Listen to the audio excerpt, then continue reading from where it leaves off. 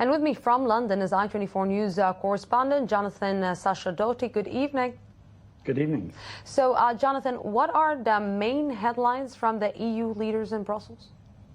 Well, politicians are scrambling to pick up the pieces after the much talked about political earthquake that hit parts of Europe, with those outsider parties, some on the extreme right, winning more seats than ever in the European Parliament.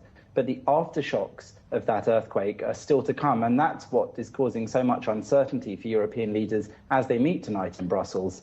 They're gathering there to discuss how to move on in the light of the election results. And on arrival there, as you just heard, David Cameron said that Brussels has got too big and too bossy and too interfering, echoing some of the battle cries of the UK Independence Party, UKIP, which triumphed so in the elections for the UK. So it's already apparent that these new parties and their presence in the European Parliament is having an effect on the established parties and their rhetoric. So you just mentioned UKIP. In what means can Prime Minister David Cameron deal with the growing power of UKIP?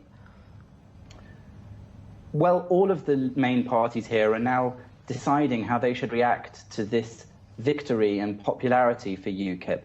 Tony Blair, the former Labour Party leader and former Prime Minister, of course, said today that he advises Ed Miliband, the current Labour Party leader, not to bow to these views on immigration and to change Labour Party policy. And similarly, David Cameron is trying hard not to change the Conservative Party policies on Europe and immigration, but just to speak tougher about the policies that the party already has. And that's exactly what he's doing now. He's already speaking tougher about how he would like to change the EU, something he used to discuss regularly, but without many specifics. And now he's going to try hard to show that the Conservative Party can offer Eurosceptic voters an alternative to UKIP by talking tough on Europe and getting back some control for Great Britain. As he said there, getting more control for nation states for themselves and allowing Europe control only when necessary.